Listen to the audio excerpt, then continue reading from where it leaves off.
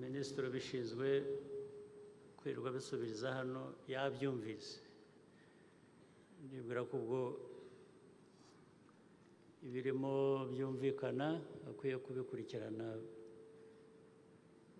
bigakorwa uko bikwiye ngiye kubinyuramo byose ibyinshi birasa ibibazo bimwe no gushimira ibindi no kubaza ibintu biri mu kazi gakwiye kuba gakorwa reka mbinyuremo ngira icyo mbivugaho cyangwa ibindi mbishyire hamwe mbisubirize hamwe ibyo Mulisa yasabaga bikwiriye mu nshingano z'abakurikirana ibya siporo bakwiriye kureba icyo bivanamo cyatuma siporo itera imbere bakabikora n'ubundi nibyo bashinzwe hari ibihari bigomba kuba bikorwa hari n'ibindi byakongerwaho bikitabwaho kurusha kubya perezida kujya kureba kujya kurikirana iby'umupira nk'uko yawukurikiranaga ndabyumva ibyo bansaba usibye ko nanjye mfite ibyo mbasaba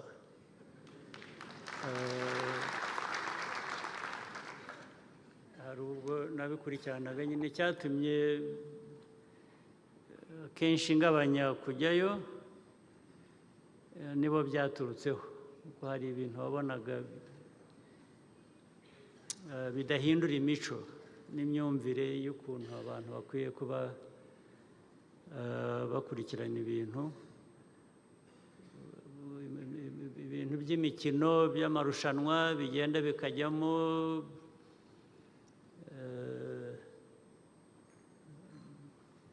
corruption kajyamo amarozi gutsindisha amarozi bikajyamo ibintu biri primitive ntabwo nabijyamo niho byageze mbivaho bashaka gukora ibintu bizima bakamva ko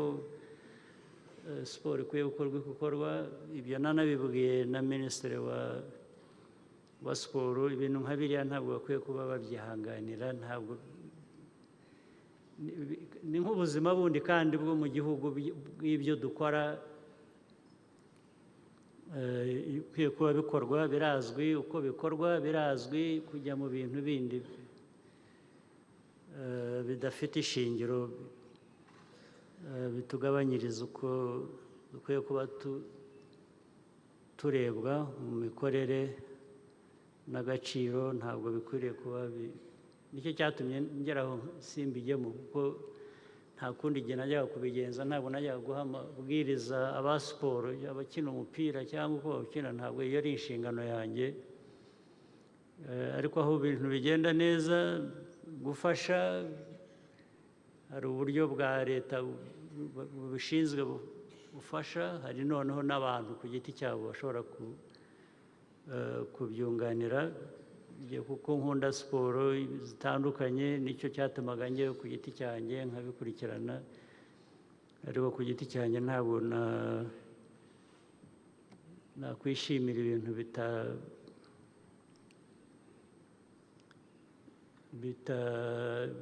nk'ibyo ngibyo bitashyira baho urugero rumwe kera nayo njya kureba umupira icyo gihe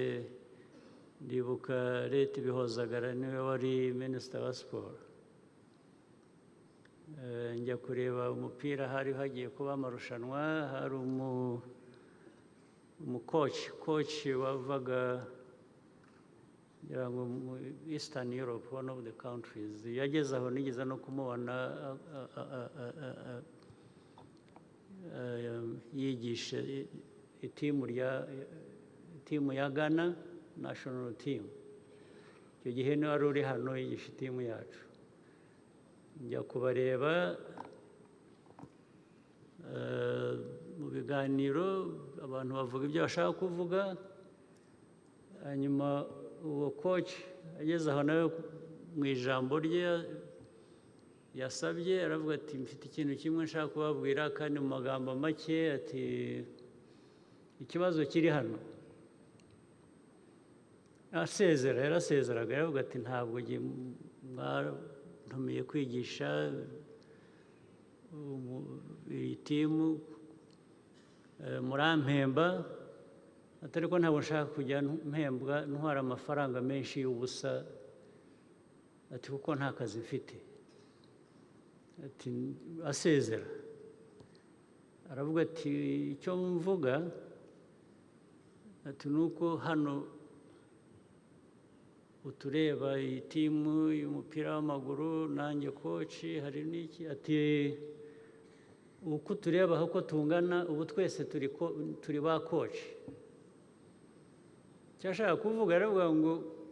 buri mukinnyi wese nawe afite ibyo avuga ashaka ko bikurikizwa mu mukino no mu marushanwa kuri iyo timu y'igihugu cy'u Rwanda ati rero yewe mwampemberaga kuba koci nayo nzi ko ari jye koci atari ko n'aba bakinnyi ureba aha bose abavuga bari aho ngaho babwiraga ati buri umwe nawe ni koci afite amabwiriza ashaka gutanga muri iyi timu y'igihugu ubu icyo bivuze byarumvikanaga ariko niba bikiriho bityo cyaba ari ikibazo buri muntu wese uri mu timu nk'iyo ngiyo nawe ahinduka koci ubwo ntabwo aba acyumva koci nta kazi afite rero nyine niyo mpamvu yasezeye nanjye niyo mpamvu nasezeye kujya njya kubareba umunsi byahindutse wenda nzajyayo ariko ndabifuriza neza kandi ndibwira ko minisiteri ibishinzwe ikwiye kubikurikirana kugira ngo iterambere rya siporo cyangwa ry'umupira w'amaguru ku buryo bw'umwihariko rishobore gutera imbere tuzamushyigikira muri ibyo byose hari abavuze imfashanyo zo kujya mu mashuri ngira ngo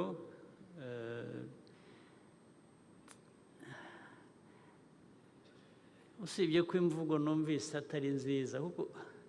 abo bose bariyo barafashwa leta ishyiramo amafaranga iyo kurebaga no mu national budget amafaranga menshi ajya gufasha abanyeshuri kugira ngo bige ajya muri education yanabivuze ko benshi bafite imfashanyo yongereyeho ibintu by'ingendo nabyo bishobora kuba bifite ikibazo ariko ujye kureba imfashanyo zijya kuri aba banyeshuri muri kaminuza uvugiye kaminuza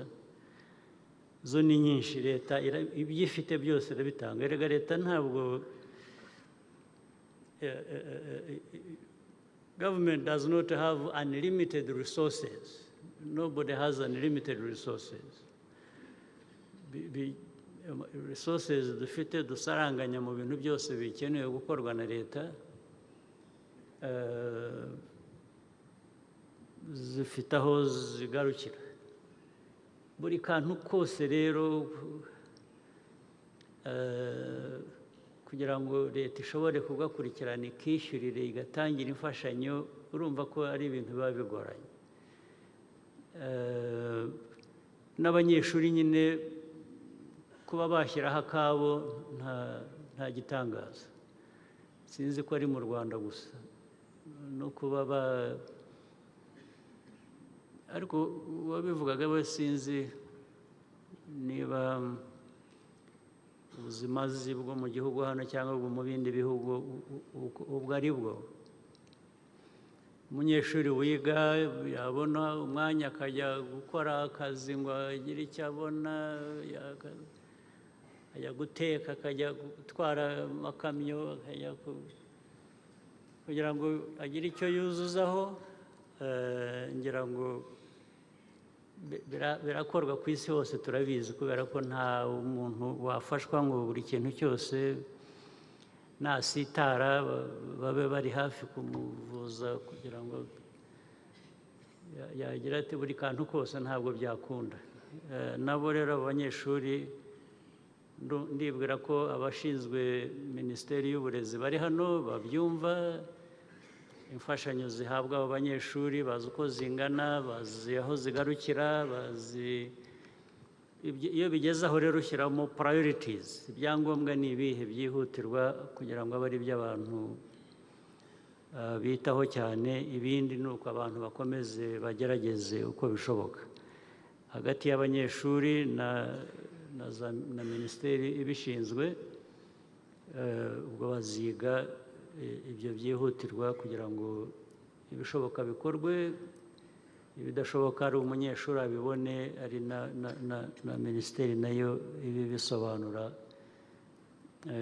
kugira ngo ibintu byose bigende neza 100% ntabwo byakunda icyo nagira ngo nsubize ubu ngubu hari umwana w'umukobwa uva mu Bufaransa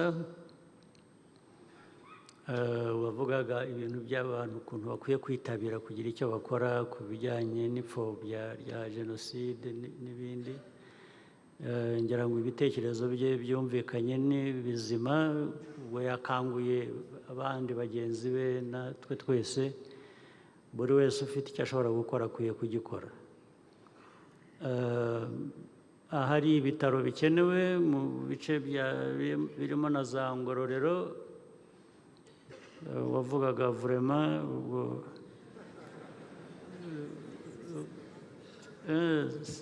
n'ibindi vraiment nyine ibyo ngibyo bikwiye gukurikiranwa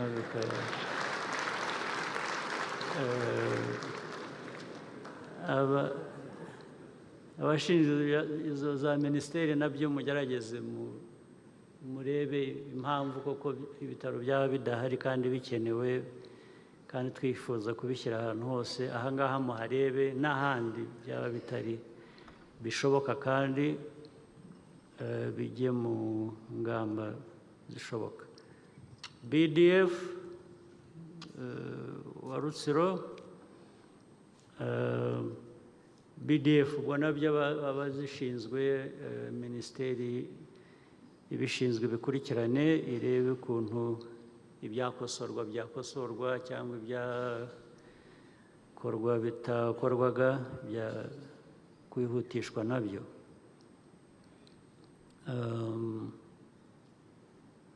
hari n'abagatsibo ibyo kwiga ibyo gukora ibyavuzwe byose byari bikenewe ibyo nabyo bifite ababishinzwe icyangombwa ni uko babikurikirana batagombye kujya mu magambo maremare kudusobanurira hano nyuma ba Poland byavuzwe na Poland twabyumvise nabyo ndetse n'umunyeshuri byavugaga ibyo byose ababishinzwe bicaye hano turi babikurikirane ibishoboka gukorwa bikorwe kandi bijye bikorwa vuba bive mu nzira hari n'uwa Nyanza ikigo cy'amahugurwa cy'urubyiruko nabo nabyo ubwo byumvikanye nabyo byakurikiranwa n'ibya Made in Rwanda nabyo twabyumvise turusheho kubitera imbere turusheho no kubigana kugira ngo ababikora babigiremo inyungu ku ntara y'Amajyaruguru nabyo byumvikanye ari umuhanda ukorwa nabo bakwihutishwa amazi adahari akenewe icyo nacyo gikwiye kuba mu bya mbere byakurikiranwa n'ababishinzwe ubwo bari hano nabo babe babyumvise hari n'ishuri byavuzwe mu majyaruguru. Ibi byose rero kwirirwa tubaza buri muntu ngo agire icyo abivugaho n'iki, ntabwo twava hano.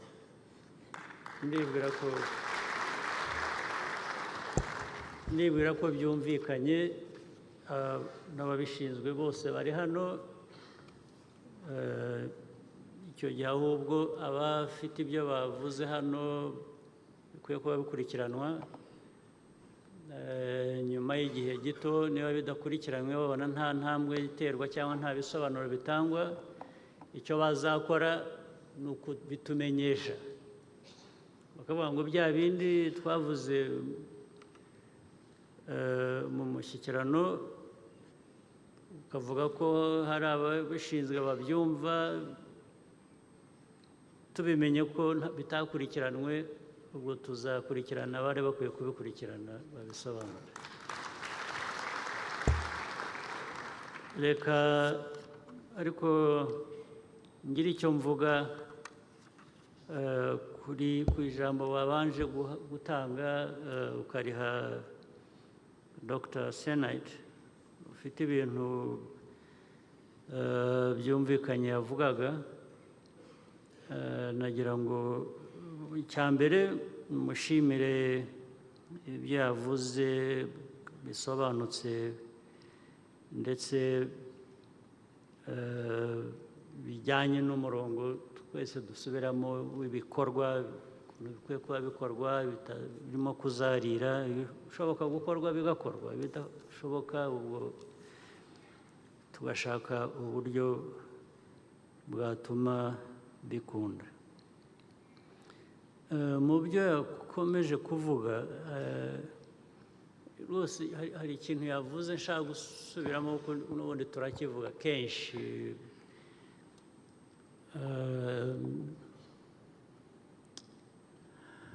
Mu mikorere, ariko bimwe ndaza kubivuga mu gusoza, reka mvuga akantu kamwe gusa, ibindi ndaza kubisubiramo hanyuma. Usibye kumushimira no kumushimira ko ntabwo yavuze ijambo gusa hano, ubwo mumureba afite na byinshi afasha mu bikorwa cyane bitanga n'umusaruro, cyane cyane mu bijyanye n'iby'ubuzima. Byinshi cyane ntabwo twakwirirwa tubisubiramo hano, ariko nagira ngo mbone umwanya wo kumushimira. Ariko akantu yavuze kandi agomba kuba yarahuye nabyo nk'umuntu nyine ukora hano mu Rwanda, abantu badafata ibyemezo, badashyira ibintu mu bikorwa. Nagira ngo nsobanure ikintu kimwe. Abenshi koko njya numva babivuga babanje kuvuga fear, to fear, to take decisions, cyangwa to make mistakes, cyangwa bigatuma ibintu bidindira ikintu cyagomba gukorwa mu kwezi kumwe kigatwara amezi 6 cyangwa umwaka. Icyo nashaka gusobanura ni kimwe. Iri jambo rya fear ndifiteho ikibazo. Gute aba bantu bakora ibi ngibi mu by'ukuri ntacyo batinya, so it can't be fear. If one wanted to see it as a fear, then it is an excuse. It's not fear, because these people, why don't you, it is also selective. Why don't you fear the consequence of doing nothing? See, why don't you fear that? If it is really a matter of fear, you fear to make a decision because you are fearing to make a mistake, you are fearing to fail. Yeah, but all that, if you don't make a decision about doing something, actually there is going to be bigger fear. I mean, there is going to be bigger consequence. You should be fearing the consequence of that, of not doing anything, of not doing the right thing, of not doing different things the right way. Ariko baranabizi ibyo bavuga ngo batinya gukora iki kugira ngo hatavamo ikosa. Aba bantu benshi tuvuga ntabwo ari abantu usanga ari bo ku muhanda gusa batazi n'icyo bakora. Abo ngabo abo bavugwa nabo twirirwa turihirira amafaranga, bafite za PhD, bafite za doctora, bafite ibintu byose. Ibyo se wiga ibyiki? Ndi nugaruka ukavuga ko utinya gukora ikintu kitavamo. Iyo ntabwo ari impamvu. Nagira ngo gisubiriremo kugira ngo mwese mwumve ibyo bintu munabyivanemo, muzabivane no mu magambo yanyu muvuga. Iyo mwagiraga fiya ntabwo wakora ku buryo cyangwa ntukore ku buryo abantu batakaza, igihugu gitakaza. Ukwiye gutinya ko igihugu gitakaza. Ntabwo rero ni imikorere mibi gusa, ni ugukora nabi bikwiye guhagarara, ntibigire excuse, ntibigire impamvu. Ugomba gukora ikintu uyu munsi ukigijeyo ngo uzagikora icyumweru gitaha cyangwa ukwezi gutaha, kugira ngo ugire ute noneho ukora iki, kugira ngo gutinya bibanze bigushiremo. Utinya iki kwanza? Kuki uhitamo ibyo utinya n'ibyo ibindi ntubitinya, kandi ibyo wahisemo gutinya bikaba ari byo byoroshye kurusha ingaruka zo kutagira icyo abantu bakora. Nicyo nashaka gusubiramo hejuru yo gushimira Dr. Senate wabizanye, ariko n'uburyo nawe yitanga mu bikorere by'akazi. Abantu bakihutisha ibyo bakora kuko nta mpamvu. Hari ibyo dufitiye uburyo, ibyo bikwiye kuba bikorwa. Ibyo tudafitiye uburyo, ibyo bishobora gutinda igihe tugishakisha uburyo. Ibyo birumvikana. Nta n'usabwa gukora ibidashoboka. Nta muntu urasabwa gukora ibidashoboka hano. Ibintu byose dusaba abantu gukora ni ibishoboka. Ibishoboka birakorwa iyo minizi zihari. Ibidashoboka kubera ko nta mikoro ahari, icyo gihe amikoro arashakwa, ariko abantu bajya bava mu gushakisha impamvu zitariho. N'ibyo nashaka, ubwo byose ndabisobanuye, nta mpamvu y'abantu kwirirwa basubiramo.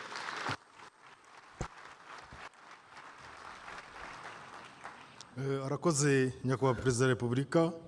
kuba ibya